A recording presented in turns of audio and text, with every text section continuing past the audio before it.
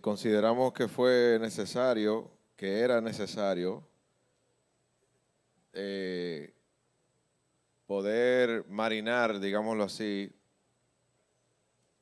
explicar mejor la última parte, de forma tal que ustedes todos estemos proféticamente, bíblicamente bien afirmados, y eso es tan importante porque cuando Jesús, y hoy no voy a darlo como si fuera un estudio normal, sino un estudio más profundo. No.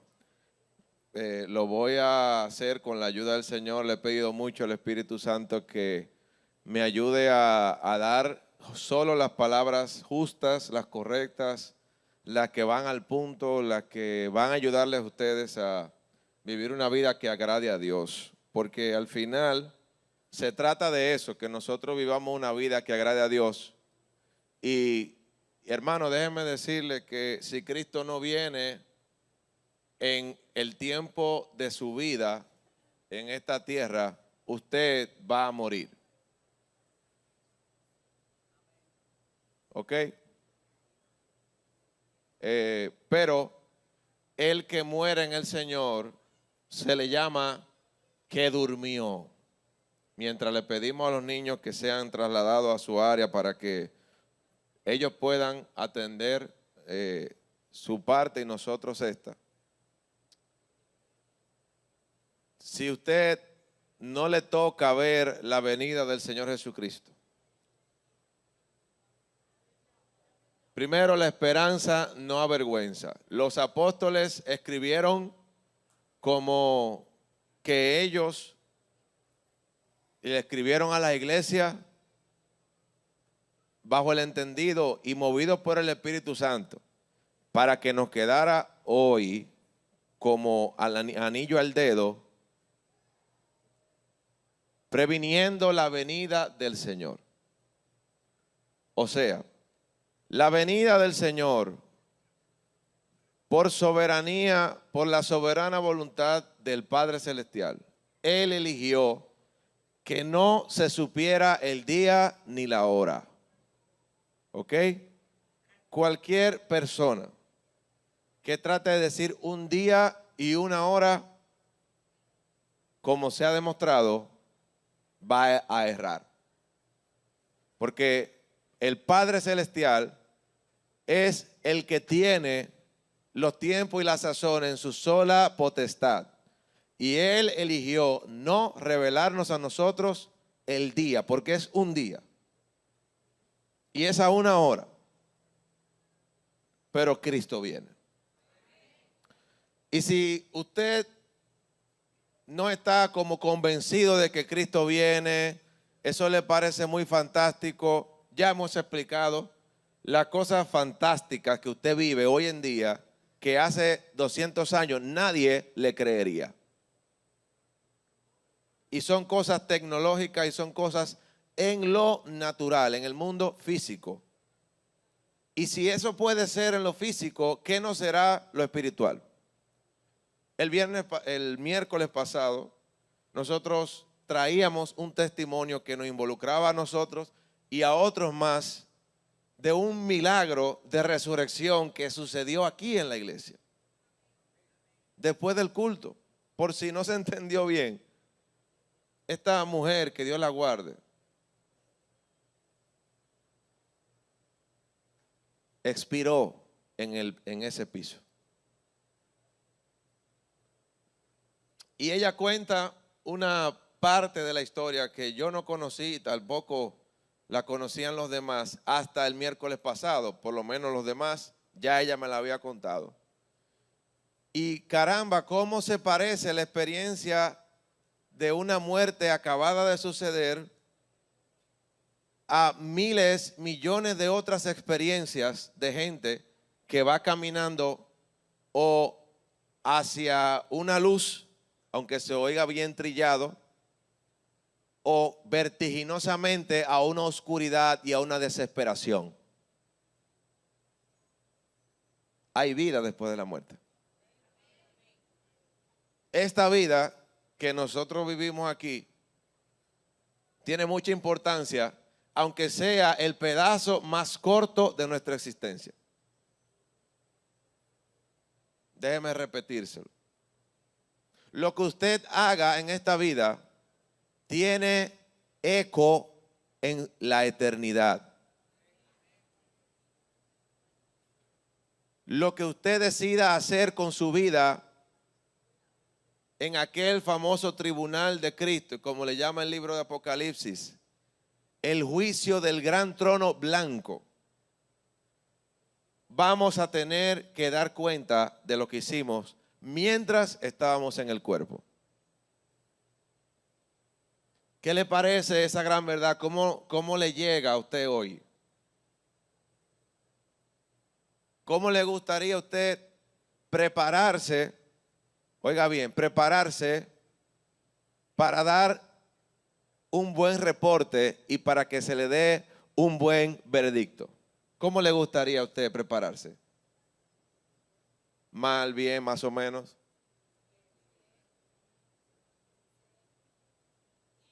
Lo que nosotros hacemos en esta tierra, o sea, saber que Jesucristo viene. Puede ser que a uno de ustedes, a alguno de ustedes, a muchos de nosotros, les toque. O puede ser que no. Pero Dios ha anunciado lo que va a preceder, los eventos que van a ir construyendo hacia ese tiempo de su manifestación. Y eso sí nosotros podemos saber. Y por eso así le pusimos esta serie.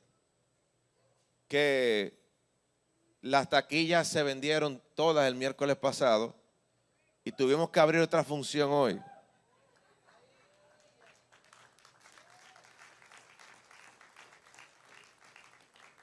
Y entonces, hermanos, tratar de exponer con los términos más llanos posibles las cosas que entendemos que Dios, como Dios se ha ido moviendo y como Dios se moverá, de acuerdo a la palabra del Señor. Yo quiero que vayamos al libro de Apocalipsis.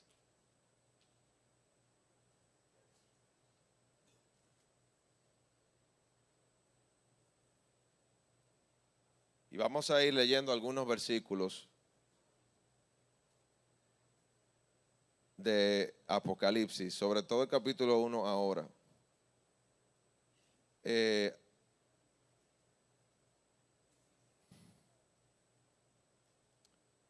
La palabra Apocalipsis viene del griego apokalupsis, que significa revelación. Por eso en inglés el libro se le llama Revelación. ¿Ok? Entonces cuando dice la revelación, el Apocalipsis de Jesucristo, que Dios le dio para manifestar a sus siervos las cosas que deben suceder pronto. Y la declaró enviándola por medio de su ángel a su siervo Juan, que ha dado testimonio de la palabra de Dios y del testimonio de Jesucristo y de todas las cosas que ha visto. Bienaventurado el que lee y los que oyen las palabras de esta profecía. Wow. Y guardan las cosas en ella escritas, porque el tiempo está cerca. Dile al que está a tu lado, si tú guardas lo que has escuchado y lo que vas a leer, eres bienaventurado.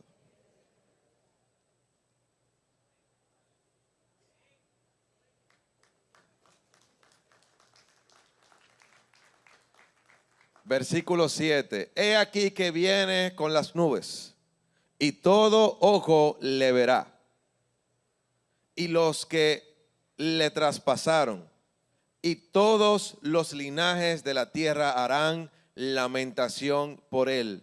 Sí, amén. Aquí está el mensaje de hoy.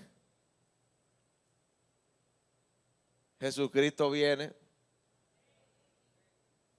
por su iglesia y todo el que esté vivo en ese momento, en ese día, le va a ver. Porque como relámpago que sale de oriente y va al occidente, así será la venida del Hijo de Dios. Pero todos le verán. Hermano, y como ese es un abrir y cerrar de ojos, solo hoy y en este tiempo del medio siglo para acá, está la capacidad de que todo el mundo al mismo tiempo pueda ver el mismo suceso. Las estrellas, el sol, la luna, Dios dice que las creó como lumbreras y también como señales. Es curioso que en el nacimiento de Jesús se manifestó una estrella que guió a los pastores. Y ahora, en la venida del Señor, entonces habrán fenómenos astronómicos que se manifestarán. Cada vez que usted vea una luna roja, un eclipse solar, una manifestación de un cuerpo celeste, que dicho sea de paso, en este año hay muchísimas. Diga, una menos hasta que venga la verdadera manifestación. Porque yo creo que estas manifestaciones son una forma de Dios mantenernos mirando al cielo. Porque es en el cielo que se va a manifestar Jesucristo. Si usted tiene problemas para creer esto, hermano, yo le digo, ore para que el Señor renueve su fe. Y que hoy usted salga renovado en su fe, porque si no, no somos tan buenos como cristianos siquiera, como para permanecer solo por el hecho de que nos guste compartir en la iglesia. Jesucristo viene y todo ojo le verá. En el versículo 10, Juan, que estaba en la isla de Patmos, exiliado por casi 2 años, dice, yo estaba en el Espíritu en el día del Señor. Recuerden que habíamos hablado de que el día del Señor es aquel día donde se manifestará. Fíjese, yo estaba en el Espíritu, o sea, en el Espíritu Santo. Mi espíritu, a través del Espíritu Santo, Juan está relatando, o sea, en su presente, escribiendo la carta, escribiendo la comunicación, él está relatando una experiencia del pasado donde él fue al futuro. Juan presenció ese día, aunque él está esperando, su cuerpo está esperando esa manifestación porque él está en la presencia de Dios. Él, como todo el que ha dormido hasta este punto, está esperando ese momento donde los cuerpos de nosotros, óigame, el real Smart Fit, la real creación, el real cuerpo, y no es cultural, pero sino glorificado. Porque no se vaya usted a creer que se trata de que de pronto te van a poner cuadritos. Pero nuestros cuerpos serán glorificados. Así como Dios creó al hombre en el principio, así un día recreará nuestros cuerpos, el cuerpo de todos los existentes que sirvieron al Señor y que murieron en su nombre.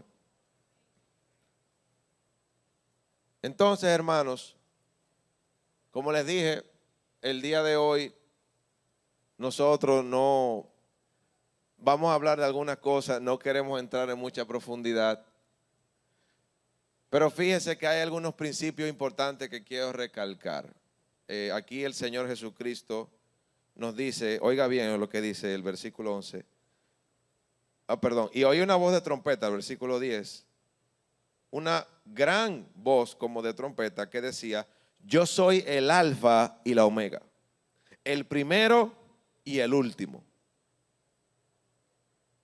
Escribe en un libro lo que ves y envíalo a las 7 iglesias que están en Asia, a Éfeso, Esmirna, Pérgamo, Tiatira, Sardis, Filadelfia y la Odisea. Cuando Jesús está diciendo, yo soy el alfa y yo soy el omega, nos está diciendo, el plan de amor, de perdón, de salvación, de redención, está determinado desde el principio de la creación.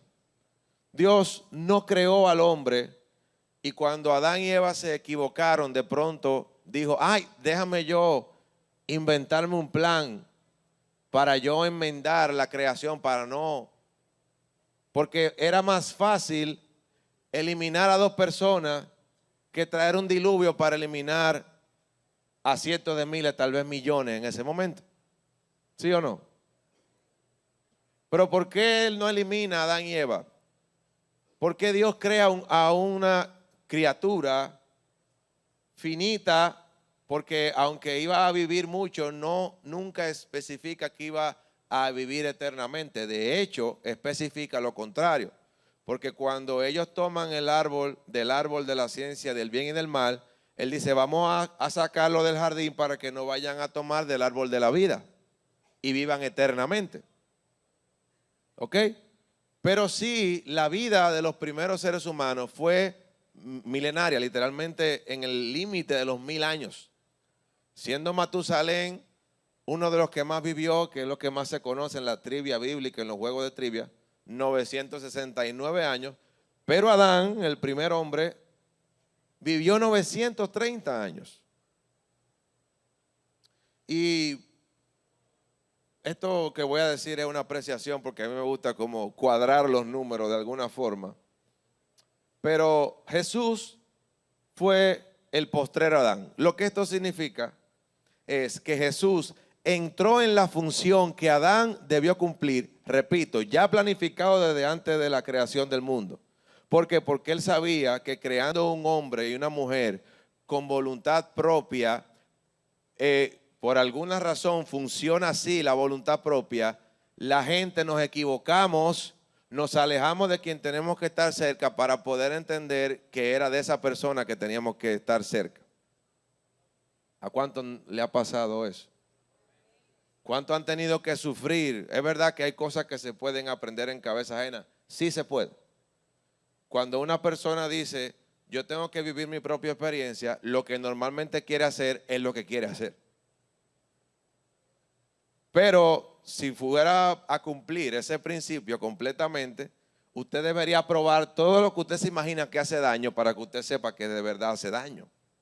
Porque el hecho de que alguien junte dos cables y le dé y se electrocute no quiere decir que usted, si no lo ha chocado, se va a electrocutar. Pero no lo hace porque dice esa frase para justificar su deseo. Ahora, sí hay cosas que nosotros necesitamos entender, hermano, y que nos sean reveladas.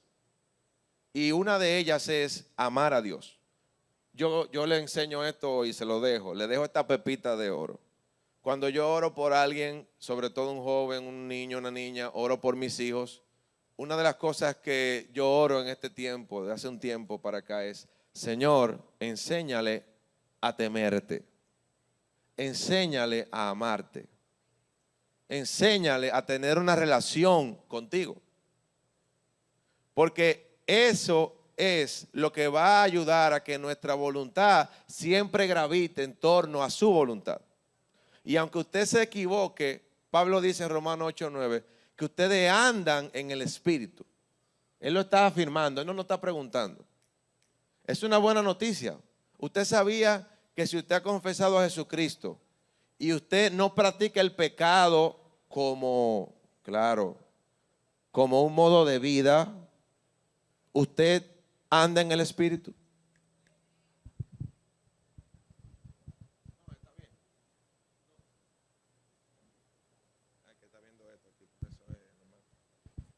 Ok.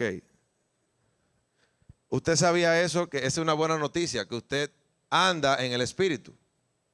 No, ustedes no están, ustedes se sienten muy pecadores, lo cual es bueno hasta cierto punto. Búscame ahí Romanos 8:9, por favor, para yo decírselo. Y súbame el micrófono, por favor. Gracias.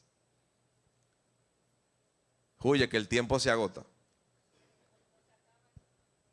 No se acaba.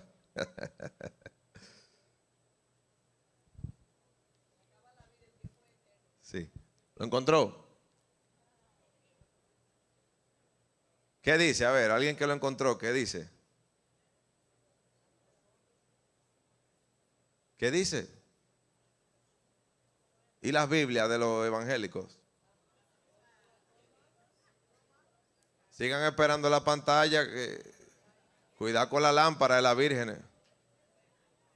Dice, más vosotros, Pablo le está informando a los romanos, le está informando a los romanos, se lo está diciendo, no se lo está preguntando. Reciban este aliento el día de hoy. Mas vosotros no vivís según la carne, sino según el Espíritu, si es que el Espíritu de Dios mora en vosotros. Y si alguno no tiene el Espíritu de Cristo, no es de él. Una persona que anda en el Espíritu puede equivocarse. Ya la pastora dijo que sí, usted puede responder. Sí, una persona que anda en el Espíritu se equivoca. Si usted lee el capítulo 7, que es el que está antes del 8, ¿cogió esa? Dile al que está a tu lado, oye, el capítulo 7 está antes del 8. ¿Qué está hablando Pablo? Un mea culpa. Porque lo que quiero hacer no hago. Y hallo esta ley, que el mal está en mí. O sea, Pablo está poniendo él, diciendo él, que le está diciendo como gran apóstol a los romanos, que ustedes viven en el Espíritu, que el pecado está en él, en su carne, en sus miembros, pero que su espíritu está con el Espíritu Santo. O sea, que hay una batalla. ¿Sí o no? Ahora, ¿quién está en la brecha? ¿Quién está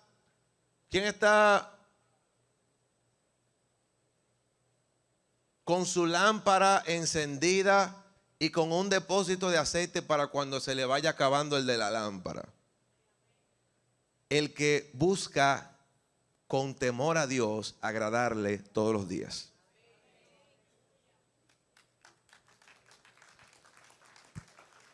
Si usted, escuche bien, porque después de Mateo 24, que es lo que vinimos hablando todo este mes, viene Mateo 25. ¿Oyó esa revelación?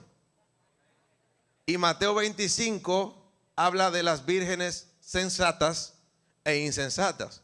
Cuando Jesús coloca una parábola después de algo concreto, está haciendo una historia para ilustrar lo que acaba de decir. ¿Quién mantiene? Fíjese que las 10 vírgenes, todas, primero eran calificadas como vírgenes. Aquí no está hablando, posiblemente, porque hay algunos que dicen, no, eso se refiere al pueblo de Israel. Yo entiendo que cada palabra tiene dimensiones de cumplimiento. Y aunque se refiere al pueblo de Israel como tal, también se refiere al pueblo, al Israel espiritual, que somos aquellos adoptados en la fe. Pero fíjese que la mitad de las que estaban supuestas a entrar con el esposo se quedaron fuera. ¿Por qué? Si eran vírgenes. ¿Por qué? Si tenían lámparas. ¿Por qué? Si la lámpara estaba todavía encendida. Porque no conocieron el tiempo de su visitación. Pensaron que les daba tiempo.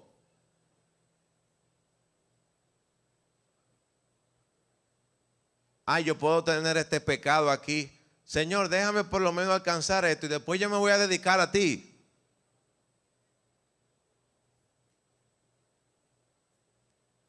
Pensaron que les daba tiempo a ir y venir.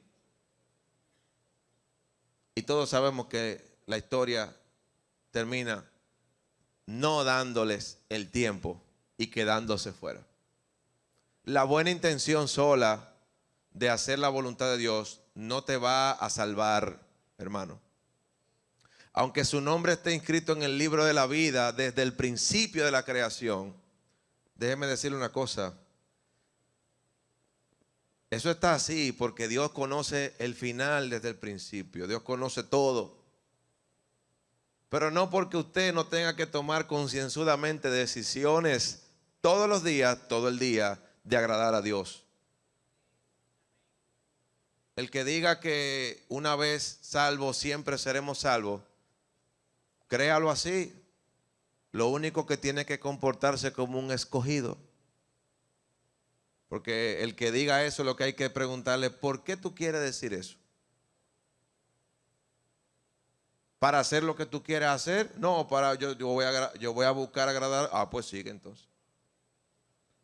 Pero el que predica esto ignora que la decisión está en el hombre, no en el Creador que le dio el poder de decidir. Si no, Adán y Eva no habrían pecado en primer lugar. Entonces, hermanos, nosotros leímos el capítulo 24 de Mateo completito y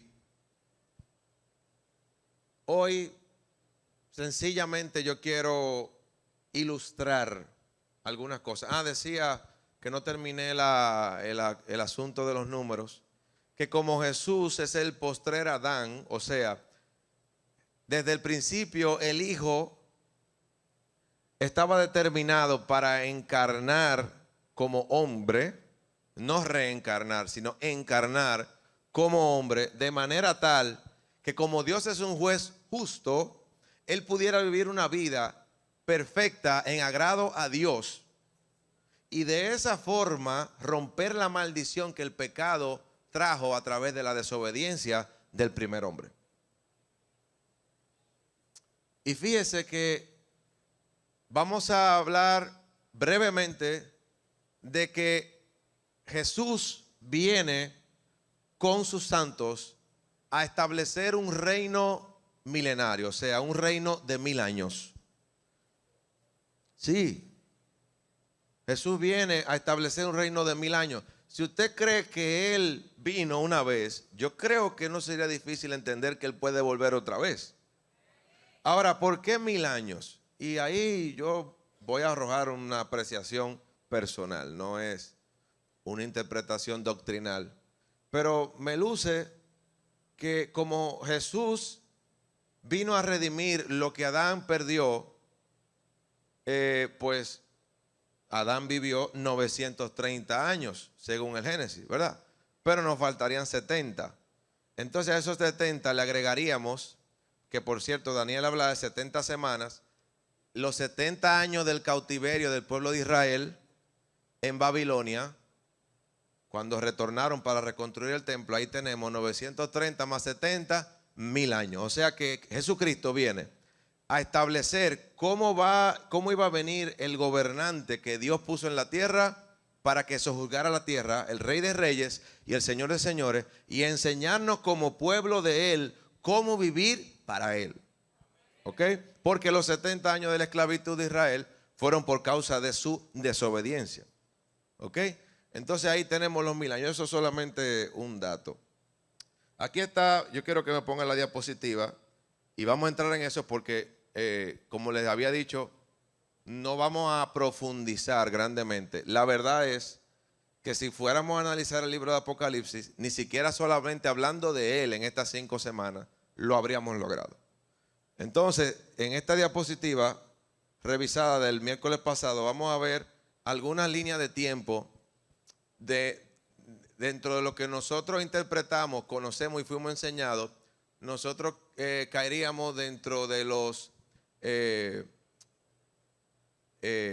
futuristas dispensacionalistas.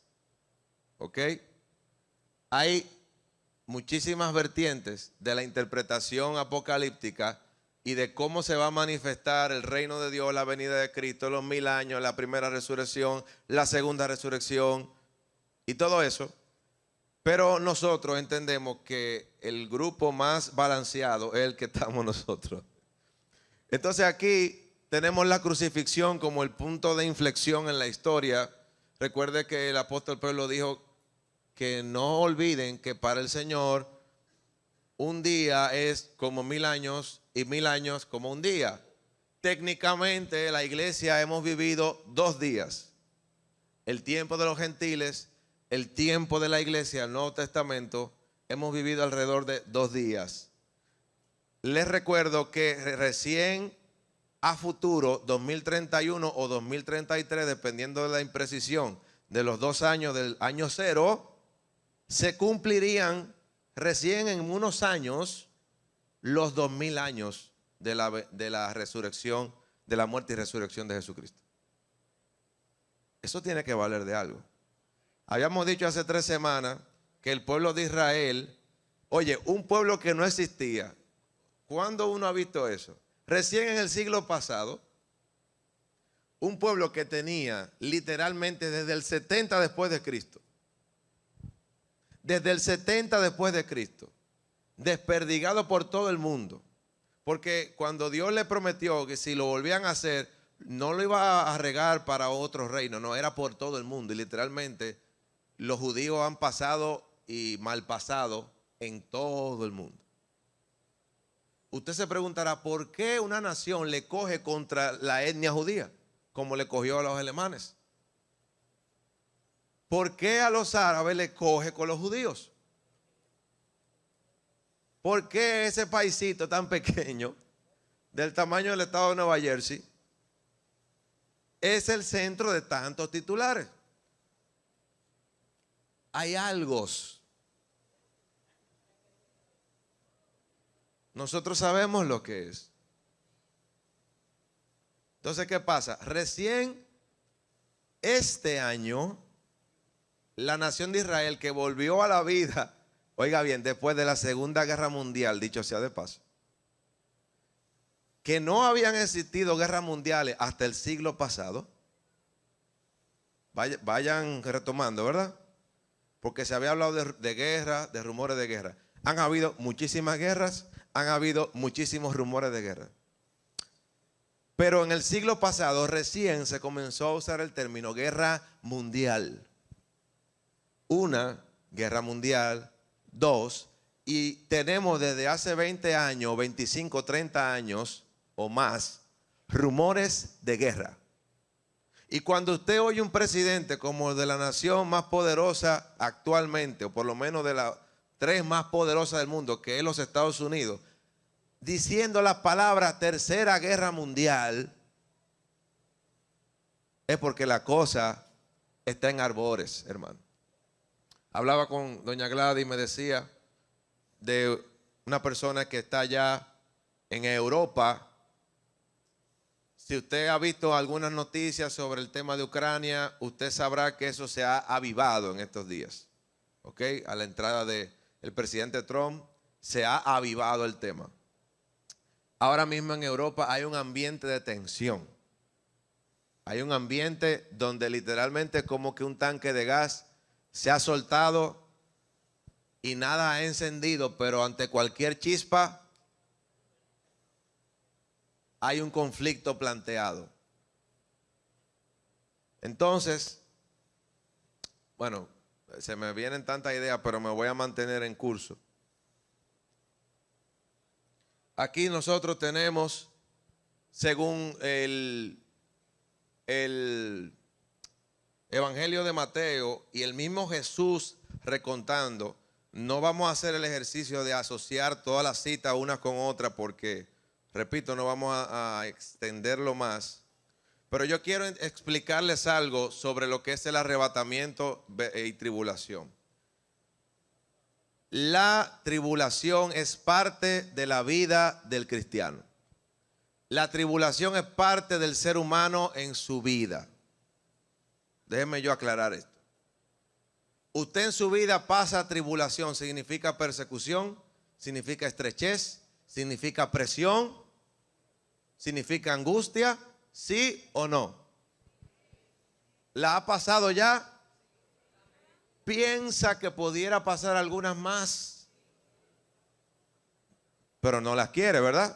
Nadie en su sano juicio dice, ay sí, oye, me hace falta un poco de, de tribulación. Nadie dice eso. Unos hermanos de aquí, de la iglesia, muy queridos, me contaban de que un amigo tenía un dolor en un brazo. Ese es un caso extremo, extraño e inusual. Tenía un dolor en un brazo y dice que le dieron una pastilla y que se le quitó el dolor. Y él le cuenta a ellos que le hacía falta el dolor.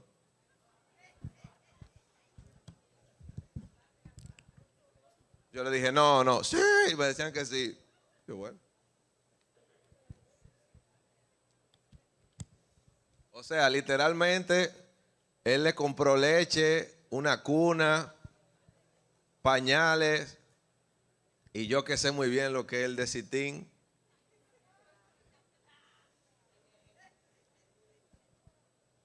El que no sabe lo que es Desitin está perdido en la vida. Hay una frase que en Los Reynosos se dice, un eslogan de la marca Desitin que no voy a decir, pero quiero. Voy a seguir para no caer. Entonces, miren, hermanos, yo quiero explicarles una vez más que las tribulaciones son parte de la vida cristiana. Yo quiero explicárselo, hermano. Porque le tenemos tanto miedo a la tribulación. Ay, no, que nos rapte el Señor. Él te va a guardar, no te preocupes. Y Él va a buscar a su iglesia, pero no tan rápido. O sea, no diga, Dios mío, sácame de esta miseria, de esta preocupación. Sálvame, ven pronto. Si usted no ha hecho lo que tiene que hacer. Y yo le digo, hermano, los cristianos primero, del primer siglo, el segundo siglo, aún del tercer siglo, y todavía hoy, muchos han muerto por causa del evangelio. Yo quiero que usted me diga si eso no es tribulación. Entonces, sáquese el miedo, porque si usted ama a Cristo lo suficiente, usted está dispuesto a dar su vida por Él. Por eso es que el que está todavía tratando de no entregar su razón, todavía no ha muerto a sus razones, está lejos de lo que es una medida, una estatura de un cristiano perfecto. Todavía el que está de que no, porque el pastor dijo algo que no me gustó. Cuando yo llegué a la iglesia me preguntaron por qué tenía 2 meses y no me gusta, me hace incómodo. El que va por ahí todavía le faltan muchas tribulacioncitas para poder manejar las tribulaciones. Entonces, tal vez lo voy a decir como muchas veces, tribulación, o sea, para que ya se le quite el miedo. Yo no estoy diciendo que nos la vamos a tirar todas, pero le estoy diciendo que algo de la tribulación nos va a tocar. Porque al que murió en el primer siglo, que lo metieron en el Coliseo romano, y le tiraron tigres detrás y osos para que lo destrozaran vivo, lo despedazaran vivo. Yo quiero que usted me diga si eso no es una muerte horrenda y si eso no califica como tribulación de por Dios. Hace 2000 años casi. Entonces, hermano, ¿quiénes de ustedes, si hoy viene un emperador y dice al que diga que Jesucristo es el Señor, lo vamos a echar a un calabozo lleno de leones hambrientos, estaría dispuesto a decir, sí, yo creo en Jesucristo?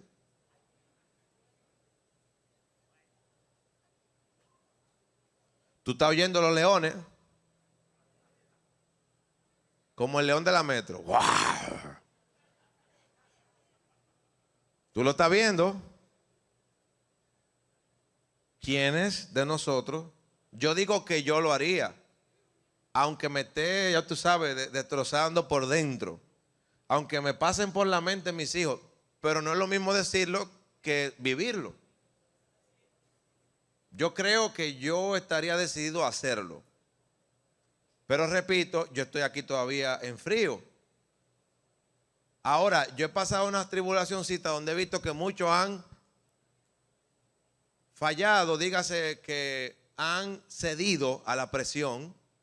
y yo me he mantenido. O sea que tengo una esperanza de poder desarrollar esa fuerza para resistir. Porque justo antes de la venida del Señor, usted sabe qué va a pasar con el mundo, que va a empeorar.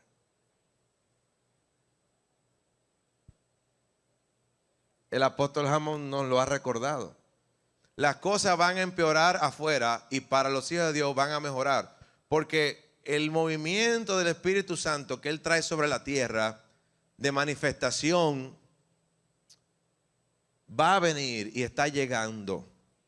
Donde vamos a ver un avivamiento, pero una cosa.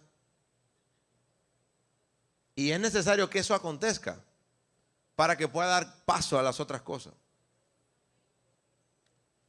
Oiga lo que dice Hechos 14:22. Ya después que usted oiga este versículo, pues no puede decir que no sabe. Confirmando los ánimos de los discípulos, exhortándoles a que permaneciesen en la fe y diciéndoles, es necesario que a través de muchas, ¿qué? Entremos en el reino de Dios. Ahí está. Así que vamos a darle la diapositiva de nuevo. Ya yo voy a dar algunos punteros. Ahí van a ver las citas básicas, no, la anterior.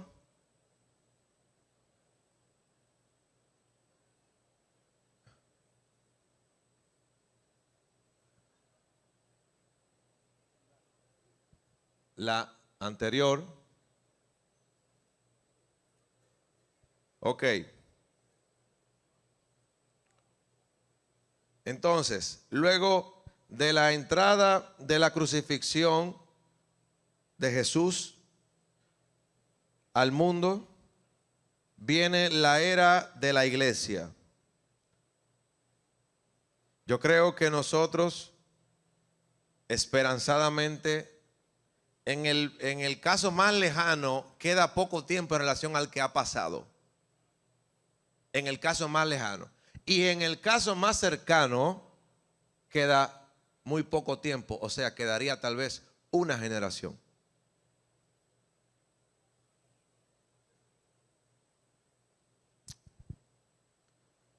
Por lo que puedo ver en las Escrituras, podemos ver en las Escrituras, el principio de dolores y una primera etapa de tribulación, porque recuerde que Jesús habló de principio de dolores, o sea, lo comparó con una mujer que está en el proceso de dar a luz.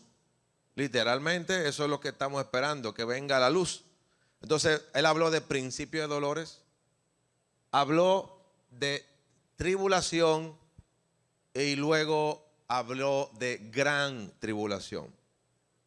Y por lo que se ejemplifica en el libro de Apocalipsis, específicamente en el capítulo 11, bueno,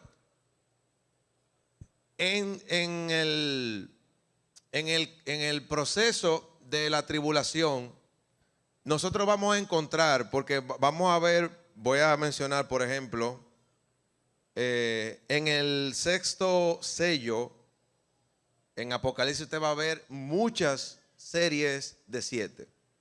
Y hay un principio con respecto al 7 que yo, meditando sobre esto, comprendí hoy más profundamente.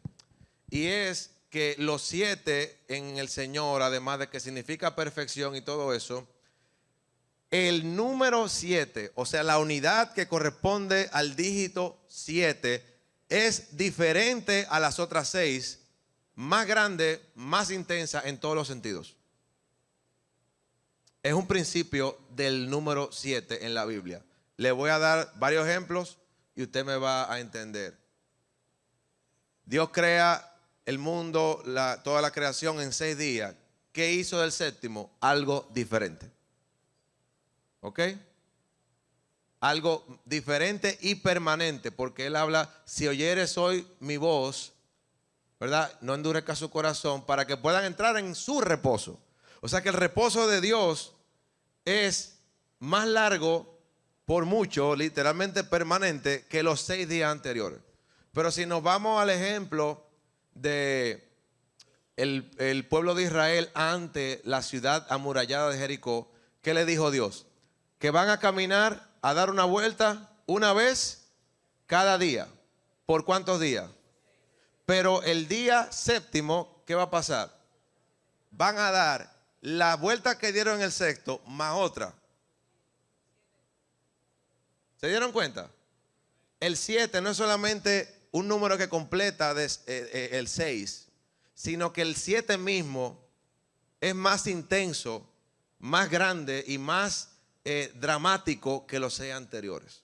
Entonces, con esa llave de interpretación, usted puede leer mejor el libro de Apocalipsis, que tiene los 7 sellos. Está hablando de cuando Juan ve la visión del Cordero inmolado, que por cierto, bueno, no voy a entrar en eso ahora, pero dice que él ve el Cordero inmolado y dice que solo él, dice una voz, él es digno de abrir el libro, de desatar los sellos. Y él comienza a desatar los sellos y cada sello trae una, digámoslo así, un suceso, una catástrofe, una cosa grande, un suceso, un evento en la tierra.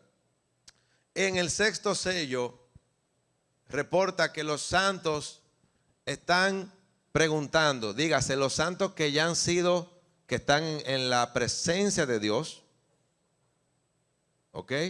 Especifica que hasta cuándo iba a durar este proceso, hasta cuándo iba a vengar él la sangre. Él dice, hasta que se complete el número. ¿Ok? ¿Qué significa esto? Que por la misericordia de Dios, recuerde, cuando Cristo viene y arrebata a su iglesia, ¿se acaba la raza humana o queda gente aquí? Queda mucha. Aquellos que Cristo deja atrás porque no estuvieron preparados, imagínense esa virgen insensata que quedaron fuera, tal vez de esas 5 se salven 3. O tal vez Dios le da chance de que en la segunda vuelta y en la tercera se salven. En Apocalipsis nos habla de que hay grupos que van a tener que hacerle frente a la marca de la bestia. Y habla de grupos que van a tener que dejar decapitarse por no haber puesto en su mano o en su frente la marca de la bestia, ni tampoco haberla adorado. Porque esto conecta con la abominación desoladora que hablábamos la semana pasada. Entonces, hermano, como decía mi papá, hay esperanza. Si no estás listo en la venida del Señor, pues tienes el chance de pasar por una decapitación para enmendar tu rumbo. Y hay gente que es necesario que se salven de esa forma, porque no quisieron y no han querido escuchar el mensaje de salvación y entienden que no tienen que ser salvados de nada. Entonces, ahí tenemos la paz y la seguridad. Cuando se dedica a paz y seguridad, vendrá destrucción repentina. Ahí tenemos el elemento de, ese no fue el que yo le mandé. Ese no fue el que yo le mandé. Tienen que cambiarlo al que yo le mandé. Ok. Me voy a portar bien. En la gran tribulación tenemos, en el capítulo 11 de Apocalipsis, tenemos los 2 testigos. ¿Ok? Lo de los 7 años viene por el cálculo de que habla de que los 2 testigos que se ha hablado, esto no es un dato seguro, pero por las características se ha entendido que habla de Moisés y Elías, que primero fueron los únicos que registra la palabra que no murieron como tal, sino que fueron traspasados. Pero también habla de que van a hablar, a predicar, a traer, establecer la ley de Jehová, y que también van a orar y no va a caer lluvia por 3 años y medio, lo cual se parece a Elías, ¿se acuerdan?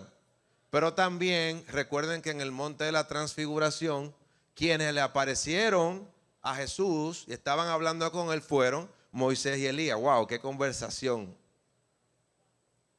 Dios mío. Pero bueno, estos testigos dicen que van a predicar por 1260 días, lo que equivale a 42 meses de meses lunares de 30 días, lo que equivale a 3 años y medio. Y luego habla en el capítulo 13, si me ponen ahora la diapositiva correcta, por favor. En el capítulo 13 habla de las 2 bestias. Ahí está hablando de la primera bestia que parece ser un reino, un conglomerado de reinos, y de la segunda bestia que hace que adoren a la primera. A esto se le asocia con el anticristo. El anticristo, dice el apóstol mismo Juan en su epístola, en primera de Juan 2, 18, habla del anticristo. Él dice,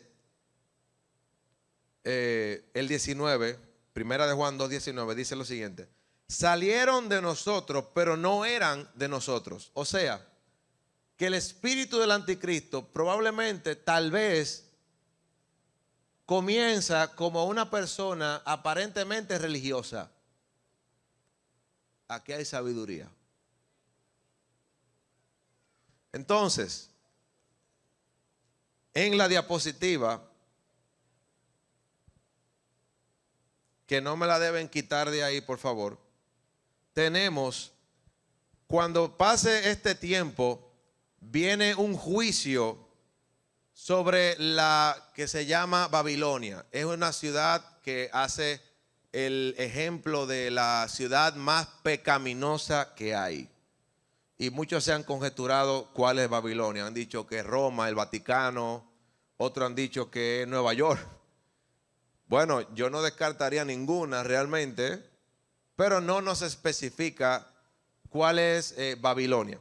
Aunque sí en algún momento, bueno, no voy a hablar de eso, pero no lo especifica tanto. Entonces, ahí viene Jesús con sus santos ejércitos. Satanás es atado por 1000 años. La bestia y el falso profeta se van directo al lago de fuego. Note la diferencia. Satanás es atado por 1000 años. La bestia y el falso profeta van directo al lago de fuego de azufre. El que llega al lago de fuego de azufre no vuelve. O sea, el infierno. ¿Ok? Entonces, al terminar los 1000 años, el diablo será suelto una vez más. ¿Por qué? Porque la prueba a la fe, al compromiso, al amor, a la obediencia al Señor, por su soberanía, Él determinó que faltaba esa prueba luego de los 1000 años. Y entonces ahí el diablo será vencido definitivamente, lanzado al lago de fuego y azufre. Y en Apocalipsis 21, entonces, tenemos la nueva Jerusalén, cielo nuevo, tierra nueva. Jesús dijo, el cielo y la tierra pasarán, pero mis palabras no. Nosotros pensamos que de pronto Cristo pues nos quiere para que nos vayamos al cielo y bueno, y una imagen celestial de muchas nubes, aunque eso sea bonito y sea bueno. Jesús quiere restaurar la creación original. Por eso hará cielo nuevo y tierra nueva para una nueva criatura que somos tú y yo. Espero yo en Señor que tú me veas a mí y yo te vea a ti, y disfrutemos entonces de la creación como Dios la quiso, en presencia de nuestro Rey de Reyes y nuestro Señor de Señores. El mensaje, bueno, ahí ya hasta hemos validado que el té es de Dios, porque dice que Él plantará el árbol de la vida. Fíjese que Él sacó a Adán y a Eva para que no agarraran el árbol de la vida, para que no vivieran para siempre. Pero ahora, en la nueva Jerusalén, tendremos el árbol de la vida para todos nosotros.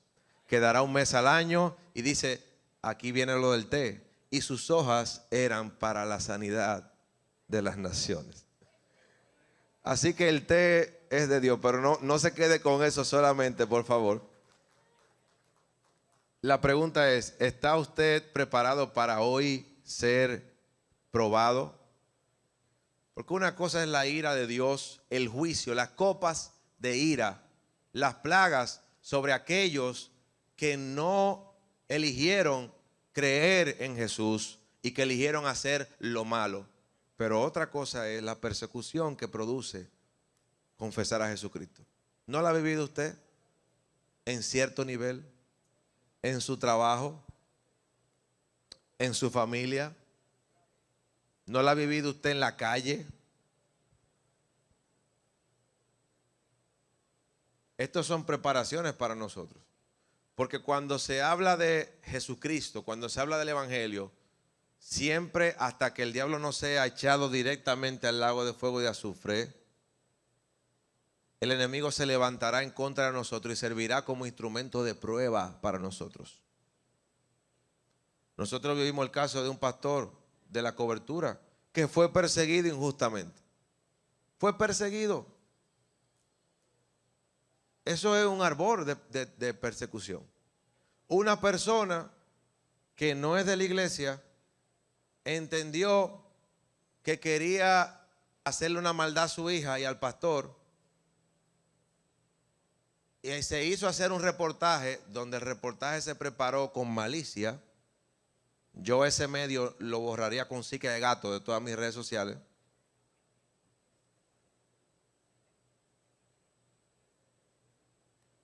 Porque la periodista, supuestamente narrando una historia, primero no corrobora con la otra parte. Y segundo, comienza muy neutral, pero ya a los 10 segundos hace juicio de valores de alguien que no conoce, ni ha entrevistado, ni ha llamado ni siquiera, para justificar por lo menos que corroboró la historia. Y porque esa persona dijo que el pastor le tenía lavado el cerebro a su hija, ese pastor tuvo que comparecer ante un fiscal. Claro, ahí mismo se cayó la acusación y ella queda en manos de él. Pero ¿qué hace el pastor como buen evangélico, como buen hijo de Dios? Le da una mega demanda a ella y al medio, ¿verdad que sí? Ah, pues ustedes saben lo que tienen que hacer. ¿Qué hace? Él pone la otra mejilla y dice, yo lo voy a dejar así. La tiene en la mano y de allá para acá le puede hacer pasar una bien mala. Sin embargo, decide perdonarla, agarrar el golpe a su reputación, al nombre que tiene toda la vida trabajando para formar. Óyeme, ese hombre se graduó ahí. Él puede equivocarse en todo lo otro, pero en esa lo hizo mejor que muchos de nosotros. Pero ¿quiénes de ustedes están preparados que le digan, miren, ahí hay un foso de leones? Y es de verdad, hermano. Hay un foso de leones. El que diga que cree en Cristo va para adentro. Y los leones tienen 3 días que no comen.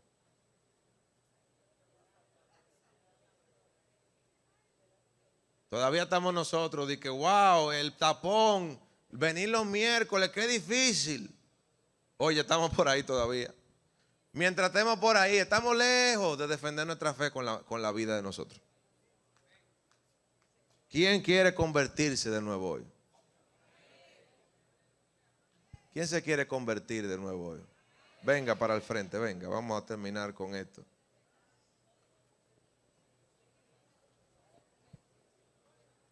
Hoy sí terminamos, aunque haya muchas cosas que decir, no seguirá la serie, sino que hoy termina. Pero ahora es que comienza, porque usted ha recibido la información y ya no puede decir que no sabía.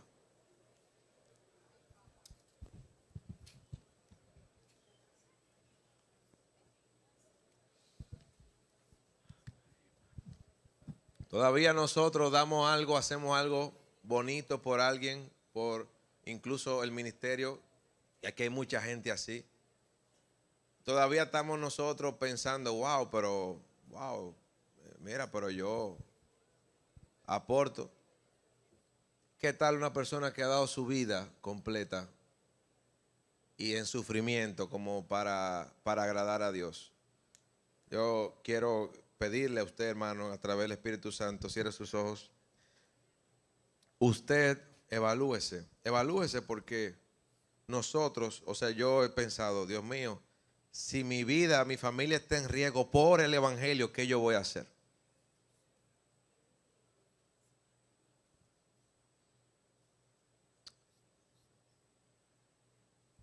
Señor Jesús, tú pagaste el precio por nosotros. Tú pagaste el precio por nosotros.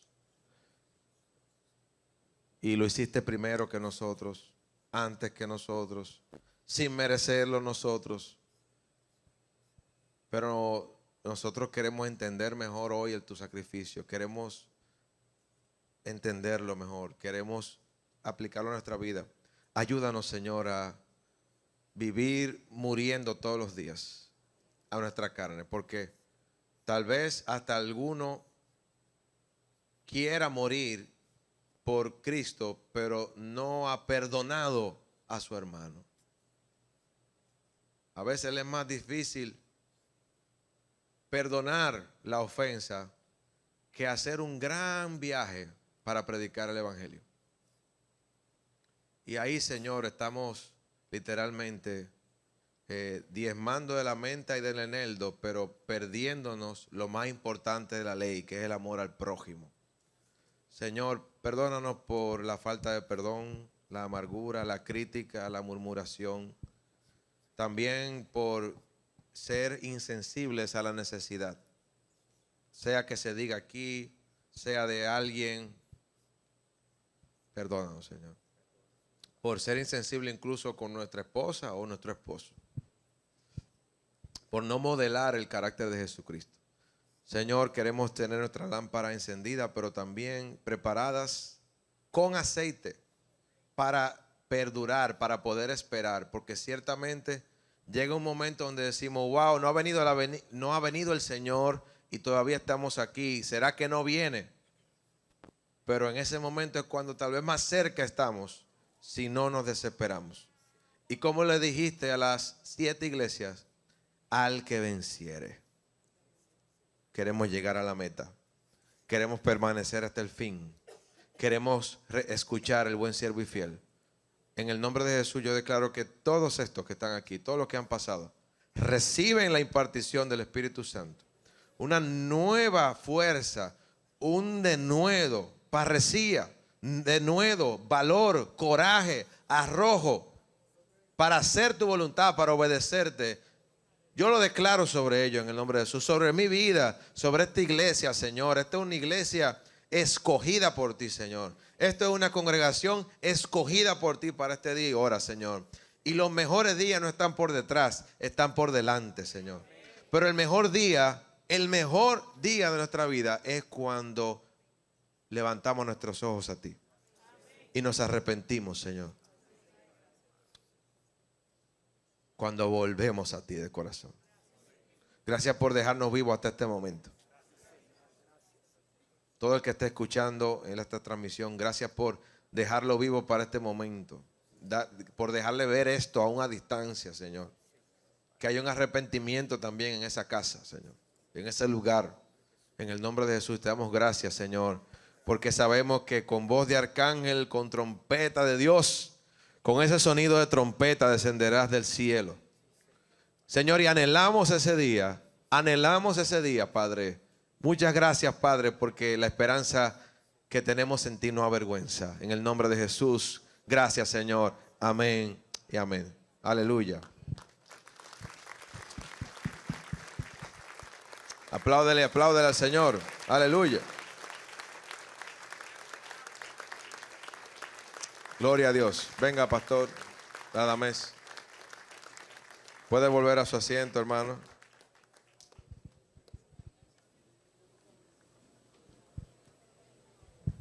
Sí, yo creo que vamos a tener tribulaciones. Decía Pastor Roberto de ese pastor que, ¿verdad?, lo sometieron sin saber.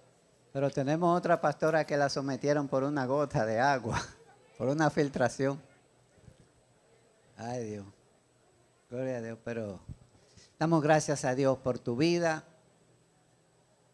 por lo que has recibido de parte del Espíritu Santo hoy.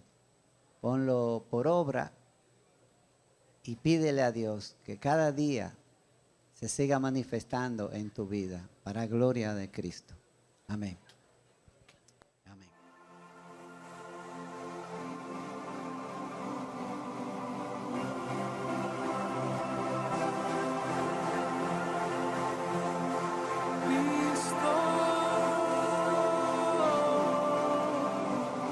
Jesucristo.